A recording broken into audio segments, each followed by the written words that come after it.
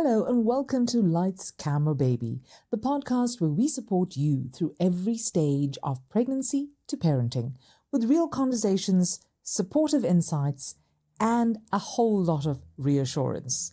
Now, today's episode is one I think every single parent needs to hear because we're talking about something that can feel really, really overwhelming, emotional, and sometimes very defeating. And we're talking about crying babies. But what if I told you that your baby isn't difficult?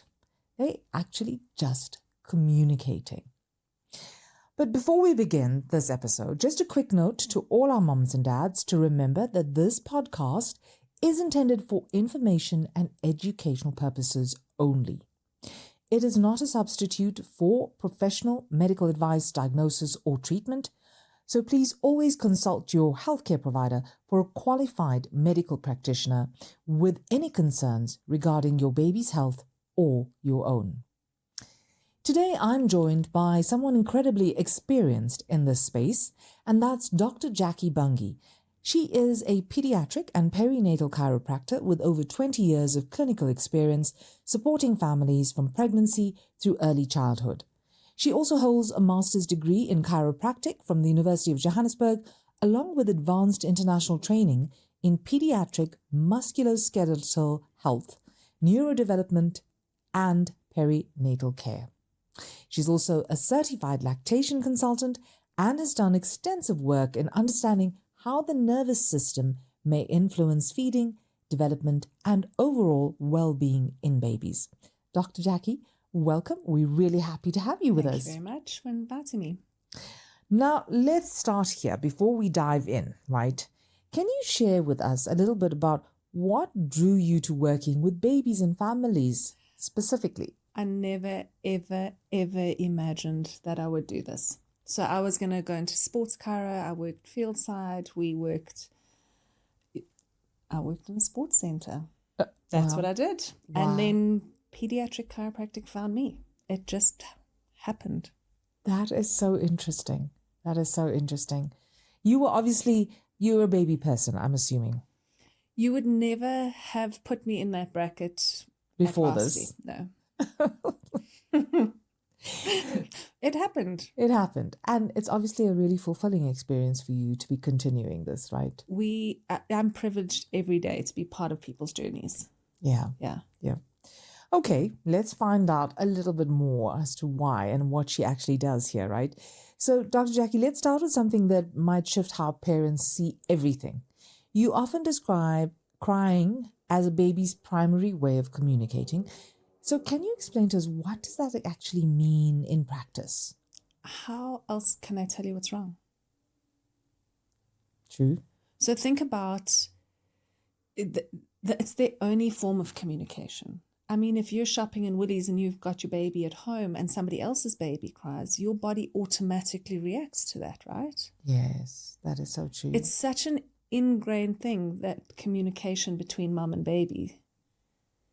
But crying is just them telling you something's making them uneasy, something's making them unhappy. Whether it's a nappy, whether it's a feed, whether it's a burp, whatever it is, they're just telling you something's wrong. Okay. It doesn't mean you've done something wrong. Yes. Which is the way mums often take it. What have I done? Yes. What haven't I done? Yes. Something's wrong, please help me. That's what it is. Now, we often hear the term good baby. I have a good baby. How do you view this kind of language? The problem is then it means that we have bad babies. If you've got a good baby, you must have a bad baby, right? And if your baby's not a good baby, are they a bad baby? So I kind of want to move away from that language because it puts parents under pressure to have a good baby. Babies are babies. They're just doing what babies do. Babies do cry. And does that unconsciously or subconsciously create pressure for parents? Absolutely. I mean, you see these perfect babies on Instagram, on Reels, on Facebook. But that's not real life.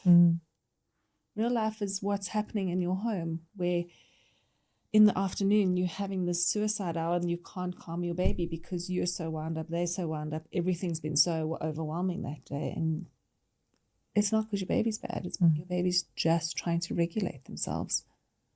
Yep, trying to regulate themselves. So do babies regulate themselves through crying? They can. Yeah? Yeah. So think about if we're having a bad day. Yeah. A good cry makes you feel better. I suppose, yeah. If you hum or if you sing, it changes how you feel, right? Yeah. So could crying just be them trying to let go? It could just be them trying to tell you something's wrong. Yeah. Get you to figure out what they need. Maybe they just need you. Now, do you think there are different types of crying that parents can look out for? I think it's really hard to hear the different pitches and tones of cries. I think there's many signals you get before crying. So think about being at a restaurant, right? And you see the waiter and you kind of look at him to call him back over. He doesn't get that signal, so you kind of wave him over with your hand. And eventually you call him because he hasn't read your signals. Okay. Babies do the same thing. Often when I'm treating or helping a baby, I will show mum the signals that they're giving me to tell me that they've had enough. The red eyebrows, the sort of frown, the twitching, those sort of signals they give you before they get to crying. Okay. The problem is we are more westernized in our parenting, where we put our babies down and try and move away from them. And sometimes they actually just need you to be close, especially in the first couple of months, so that you can learn what those signals are, so you can respond and do what we call responsive parenting. Babies getting a bit agitated, feed them before they get to the point that they're crying. So kind of try and learn their language a little bit more. Understand. Now, let's talk about, they talk about it as the fourth trimester, those early weeks when baby's born, right? Because I suppose that can feel like the hardest, as we've often seen. Now, from your perspective, what's happening in those first few months of baby's life? Babies don't, as we say, babies don't come with instruction manuals. So now you take these babies home and you expect them to have read all the textbooks. They're supposed to eat, burp, fall asleep, wake up 3 hours later, eat, burp, sleep. They don't do that. So those, I think parents' expectations of what babies actually do need to shift a little bit. Because if you don't expect them to be these perfect, what's the right word, in routined babies, then you're not going to be disappointed. Then you're going to actually be able to read their cues, and if they need to be held, you're not spoiling them. Remember they've been in mom's tummy, which is nice and warm and cozy and quiet, for the last 9 months, and maybe they just need that extra 3 months to get used to being earthside. When they were inside the tummy, it was warm, it was quiet, they had that constant deep pressure on them, voices were muffled, lights were lower. And now coming out, and all of a sudden everyone and their auntie is coming to visit. It's loud, it's overwhelming, it's hard. New smells. Everything that you're doing for the first time. Can you imagine doing everything for the first time in one day? Okay. Yeah, which is why they sleep. But sometimes they get woken up either by a toddler or someone coming to visit who wants to just pick them up and have a look-see. They're not actually getting that chance to. Always explain to parents they've got a chalkboard. So everything they're learning, they're writing down on their chalkboard. And as they sleep, they're processing the information to see what's useful. Granny, I saw, I'm going to see you again, kind of, erasing that chalkboard. If they're not sleeping properly, they're not going to erase everything off. And the next time they start writing, they've already got stuff on that chalkboard. They're going to get overwhelmed quicker. They just don't have that extra capacity. And is that the overwhelm that leads to the crying? Yes, often. Well. So crying can have many causes, and that's half the problem. Crying is babies cry. It's their communication. But my job is to figure out why my baby's crying, why there's difficulty in that regulation between mum and baby, what's happening. How can parents support that regulation that is required? We've got to understand that if you look at it from a baby's perspective, like I said, if everybody's coming over all the time, interrupting naps, having a look, having a peek, those babies have, we're going to talk about parasympathetic and sympathetic nervous systems again. So parasympathetic is your rest and digest. If I'm calm, I can digest my food. If everything is so overwhelming, I get into this fight and flight, and then I can't digest. I mean, if you're in a jungle and a lion roars, your blood moves to your extremities so that you can run away and protect yourself, right? It's not going to digest what you had for lunch. So we need to get our babies and keep our babies calm. So we need to acknowledge that they do actually need their sleep time, and they do kind of need to have a little bit of quiet as well. And if you're going out and you know it's going to be noisy, wear your baby, put them on you. Because then everybody's not going to be touching them, poking them. You know, if they're in their car seat or away from you, people have free range of your baby. If they're on you, people can't. They can still sleep. They can still feel you. They can still be calmed by you. Yep. I get you. That makes so much sense. It's that sense of comfort and helping to just keep the calm, regulating them in that way. I love that. Co-regulation. Now let's go to the topic that everybody thinks baby's crying for, the reason everybody thinks baby's crying, and that's colic. So what does it actually mean? I mean, colic is something, parents seem to worry about endlessly. And I mean, I think moms probably have sleepless nights. I know I did before baby was born, thinking, what if she has colic? What if, all the what ifs go through your mind. But because you've heard about other people's experiences and you've read about it. But you've spoken about colic as more of a description rather than a diagnosis. So let's unpack that. Well, what does it mean? If you look at the old definition that Vessels did years ago, it was babies crying for more than 3 hours a day, for more than 3 days a week, for more than 3 weeks. I mean, that was the actual colic definition.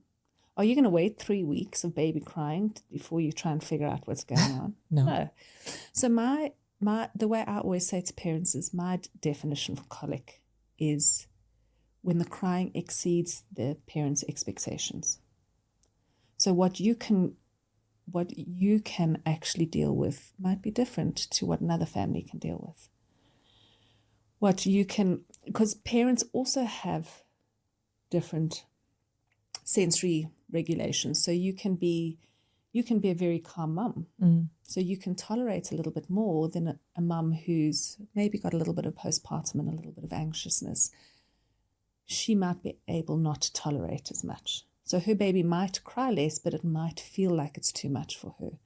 So trying to define colic by hours of crying doesn't work for me because everybody's different. So for me, it's to try and figure out why they're crying.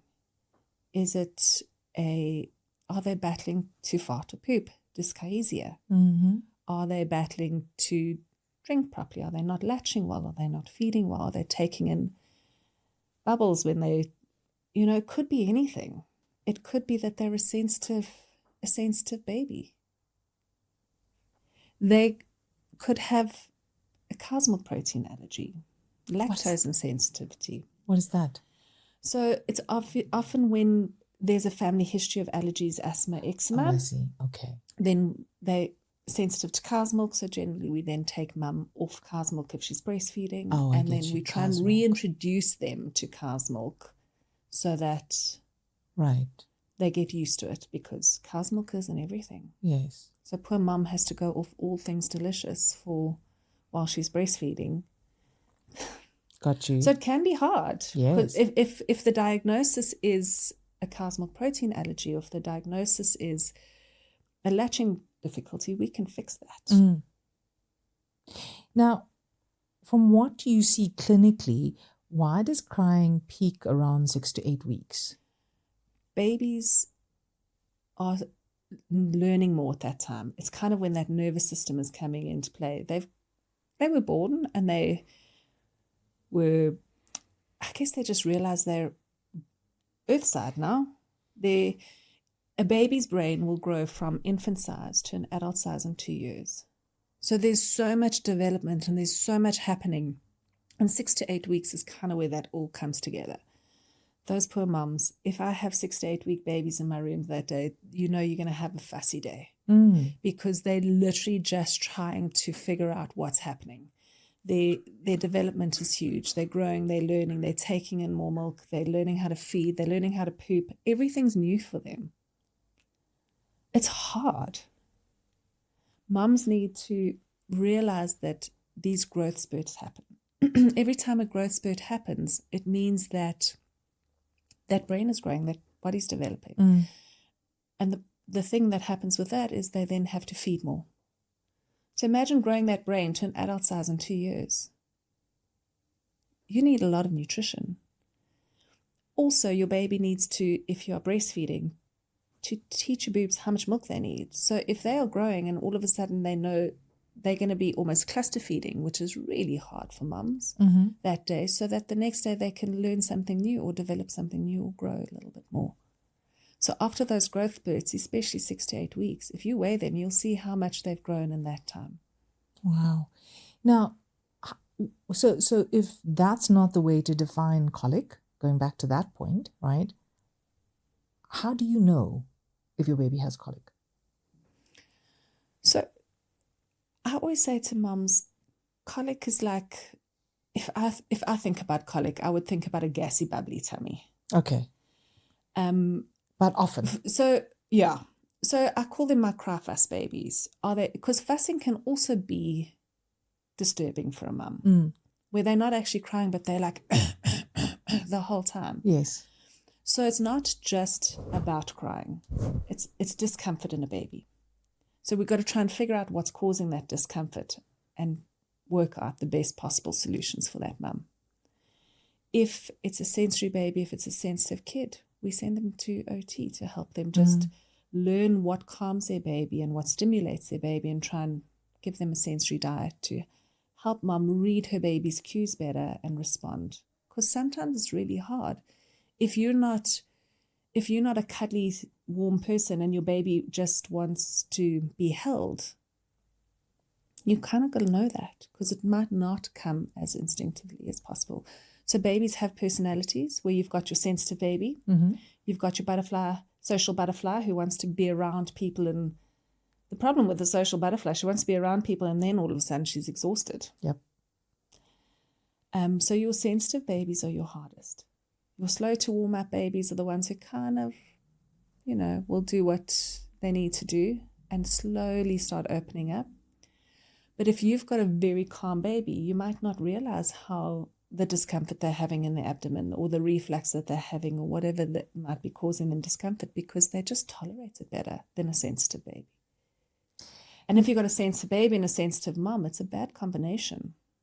Now, I recall something, we talked about babies crying, often peaking around 6 to 8 weeks, but there was also this theory of babies crying, especially colicky babies, peaking around late afternoon, a particular time in the day.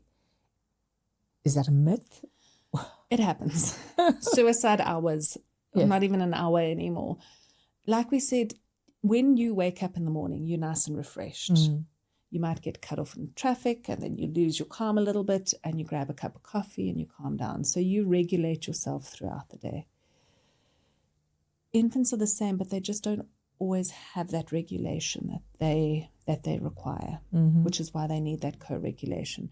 So they should be fluctuating through that calm alert to meltdown stage throughout the day. But sometimes they just get to the end of the day where it's just been so much happening during that day that everything just crashes down. Mom's tired at the end of the day. Dad hasn't been home. He walks in the door and mom's crying, baby's crying, and she just puts the baby in dad's arms and says, you do it, because I don't know what to do anymore. It's both of you getting to the end of the day where everything is hard. I can't figure out what I need. I can't figure out what you need. We at the end of the day and we're tired. When you're more tired, you can't cope. You can't cope. You just have a meltdown. Even a nappy is going to be too much. So I often say to mums, for that, if you know that every day at 4 o'clock your baby's going to start screaming, after your 3 o'clock feed, don't put them down on the bed. Put them in a carrier on you. Okay. Keep them upright. It'll help that digestion because the farts will come out the bottom, the burps will come out the top. Baby's got your heart rate. Baby's got you nice and close. Go for a walk if you need to breathe as well. Because it's been a long day. It has been. And you've been on your own. So go out, have a walk around the block. Hopefully that'll trigger off melatonin in your baby, get your baby to have nice sleep cycles in the evening. Be with nature and breathe. Fascinating. Love it. Those are some great ideas. Sounds easy though. No, sometimes it doesn't work as well, but at least you've tried. You know, you've gone through the process, and it is a process, and it is going to take time. And then obviously, you know, if you keep doing the same things over and over again and it's not working, then seek medical advice, right? If it gets to the stage where you don't know what to do, and also if you're feeling overwhelmed, ask for help. If help is asking somebody to cook your meal, then that's also okay. Take something off your list for the day. If help is, can somebody just look after my baby? I just need to go to the shops and have a cup of coffee. You're allowed to do that. Moms can ask for help. It's probably the hardest things they ever have to do. If you're not coping, ask for help. We don't live in communities. Yeah. We don't have that where somebody can just take your baby and look after them for you because everybody's at work. Yeah. Now, we've talked about, and people often talk about the 4th trimester and how a mom is affected during that 4th trimester and what she's going through, right? But something parents don't always consider is how that whole birthing process and experience might affect baby as well, because that's another reason why baby is responding the way they do. Because they're learning. Everything they're seeing is new. So think about when they were in the tummy, it was warm, it was quiet. Mum was walking around during the day, so baby was being rocked to sleep. Mum lay down at night, and what happens? Baby wakes up and kicks and moves, and baby's now having a party. Now then, when they're born, mums will always say, but he swapped night and day. Okay. Actually, that's how he was doing it the whole time. He's now got to learn the other way around. Yes. So that 4th trimester, the best advice I can give mums is be there, be present. Don't try and go out. If you need to go out for your own sanity, that's it. But trying to figure out what to take, what to pack in your bag, where you're going to go, how long you're going to be, when is your next feed. It's a lot of like new stuff that you got to deal with. So take that initial time just to be with your baby and learn your baby. Yeah.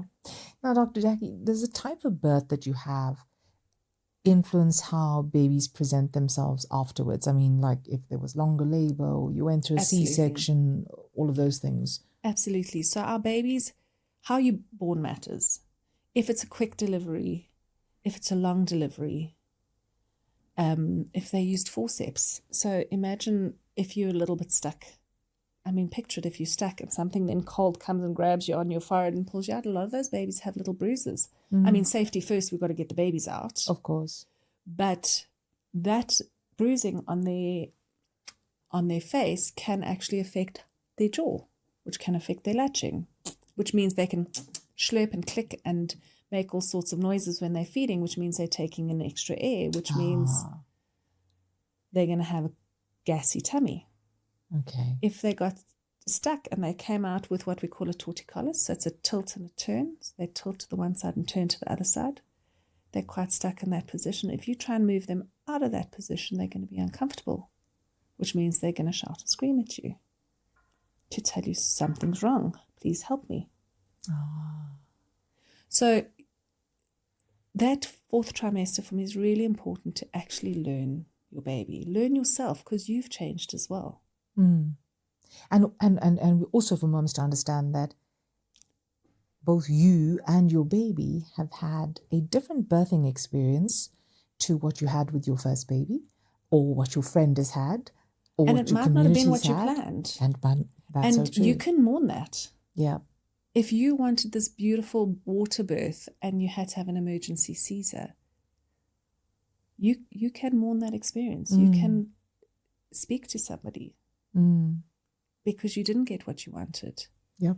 And you might be uncomfortable with your C-section scar, whatever it is.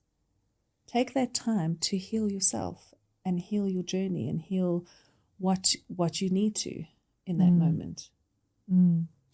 And it's fascinating to understand that, I mean, the process of that labor actually affects how babies respond to this life outside the womb. Was it stressful?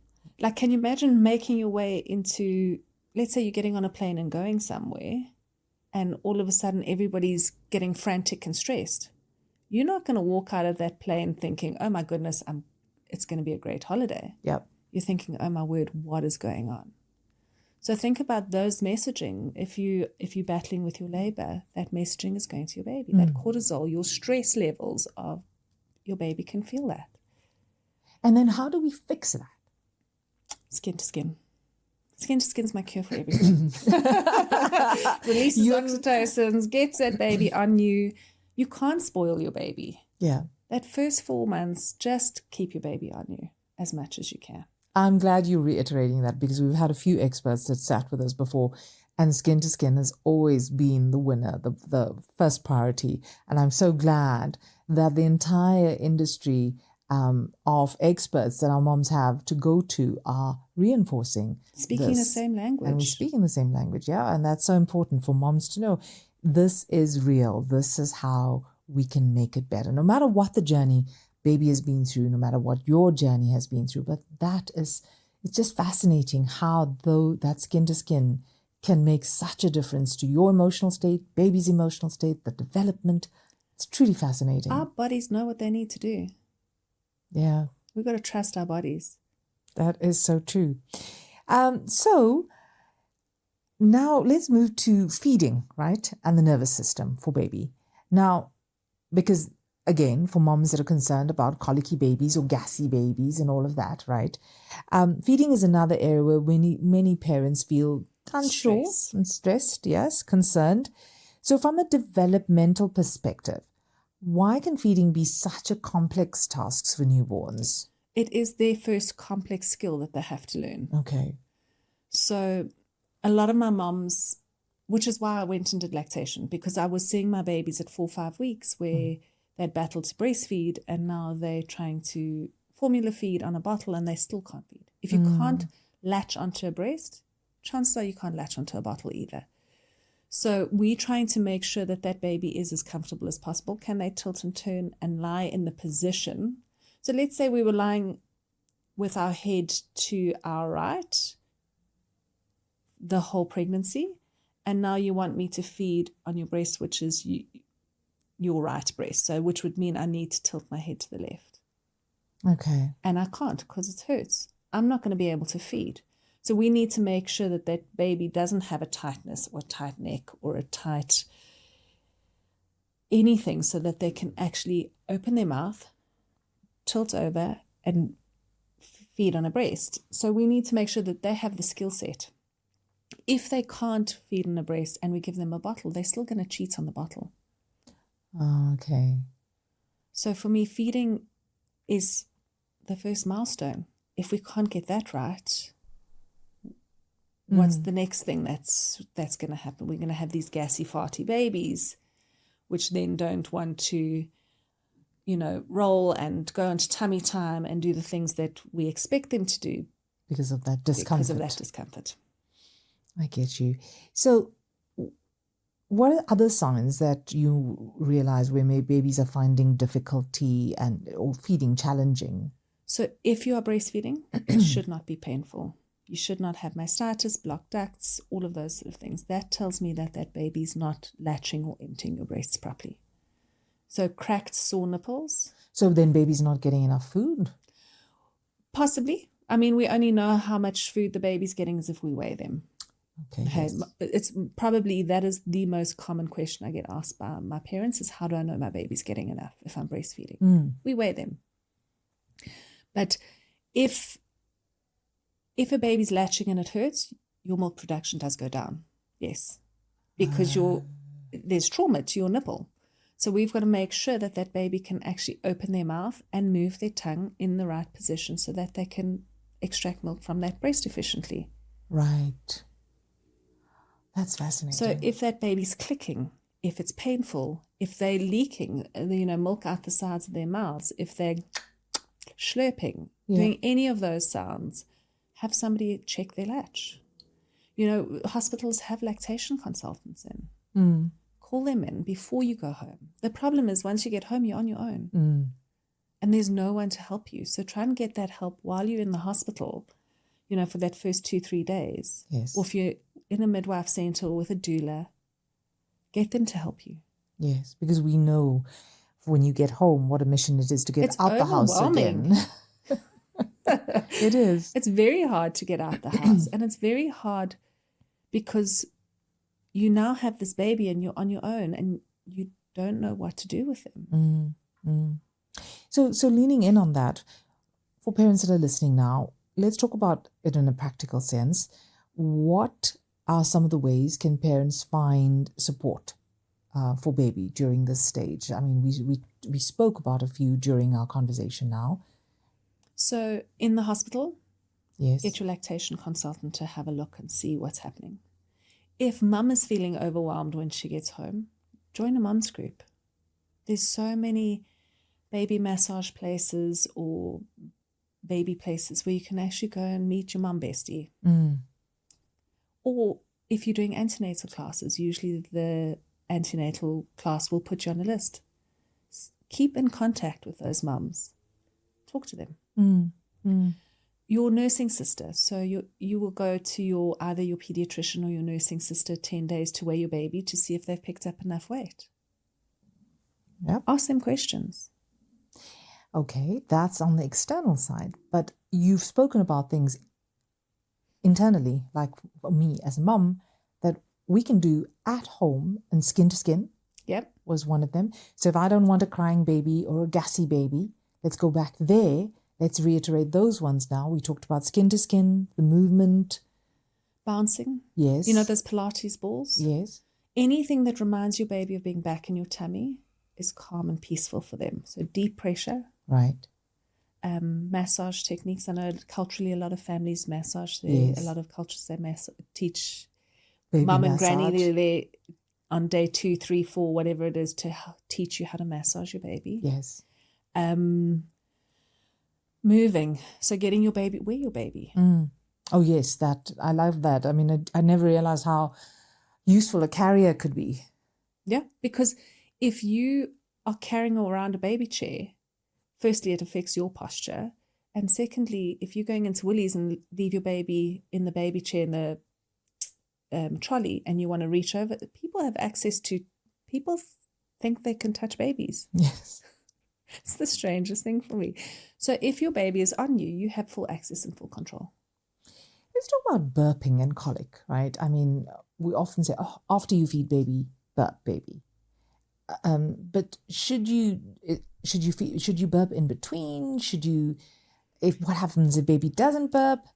So there's a new research article that came out and said you don't have to burp your baby, but I don't think they told babies that yet, because babies still need to burp. I saw that as well, and I thought, okay, that's interesting.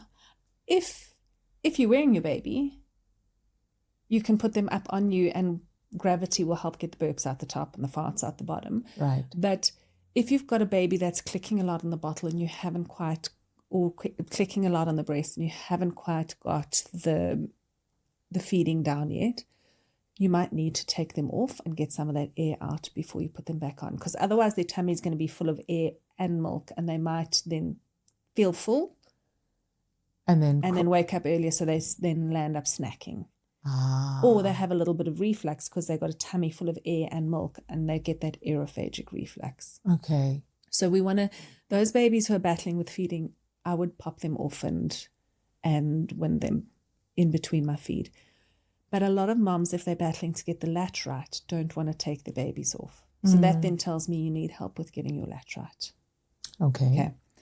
If your baby drinks the bottle perfectly, and then you can win them to, when breastfeeding, I always say starters and mains on the one boob, you can then win them between, do your tummy time, offer them dessert on the other side and put them down. I see. So that you get a little bit of tummy time, because tummy time, everybody says you need to do it, but you don't know when the time is right. So you're saying you do it in between a feed? Yeah. Because you're going to be lying on your bed with your pillows all around you. You can put your baby up on your chest, upright. They can look at you. You can look at them. Oh, so tummy time, I mean, we assume tummy time is always on a flat surface, on the bed or on the floor. Tummy time's hard work. It's like going to gym. You don't want to do it on your own. That's true. That's true. So what's the difference between tummy time on your chest and tummy time on your floor? I mean, when would you encourage that kind of? So I would start, because you've got to start tummy time as early as possible, because that's literally where development begins. They start lifting their head. They start looking upright. That's where they're going to roll from. That's where they're going to crawl from. Right. So we've got to make it as easy as possible, which means we've got to start it as early as possible. Okay. And it's just little moments throughout your day. If you've got a more sensitive baby and the baby only does tummy time on you, that's also okay. On your lap. Okay. On your arm, I call it the dad hold, because dads love holding their babies on one arm. Yes. It's also tummy time, because they've got to look around and move around after them. So there's variations of what we call tummy time. Tummy time on your own on the floor. If you've got a mirror and they can look into the mirror, so when their visual system is a little bit better, 3-4 months, they can do tummy time on the floor. Okay. But it doesn't have to be, I need to put my baby on the floor for 20 minutes a day to get my tummy time right. Tummy time can look different to different people. Okay. But extremely beneficial for their nervous systems, for their regulation. Think about when your tummy's sore. What do you like doing? Lying on your tummy. But we know back to sleep is the safest way of sleeping. But if they're on you and they've got that deep pressure on their tummy, it can sometimes just help them calm down as well. Okay. Great. That's wonderful. And of course, being responsive as a parent. I mean, responding to your baby's cues. We don't want crying tummy time. Yes. If it's hard for me, roll me out, pick me up, and see if I might have a nappy that needs to be changed or a burp that needs to happen. Or I might actually be tired. You know, sometimes we think crying is just feeding. And a lot of the time I'll just pick up the baby if mom's finished feeding and I'll hold them a little bit, hold them tight, hold them on me, bounce a little bit on the ball, and they fall asleep. They're trying to tell you they're tired. Yeah. So crying doesn't always mean food. It doesn't always mean a nappy. It might just need, actually, I'm done for the day. I need a nap. Now, how do you help us as parents say, okay, we're not spoiling baby, because there's often this concern that we are spoiling a baby. So how can we guide parents around that? That first 4 months, do what you need to do. It's survival. It's hard.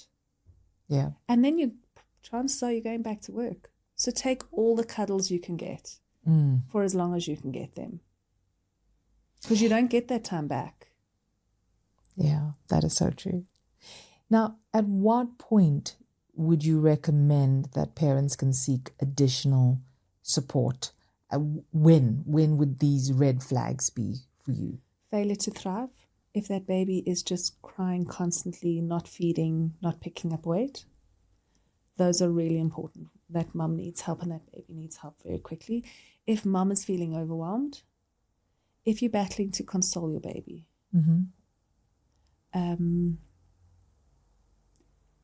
if you feel like you are not coping, ask for help.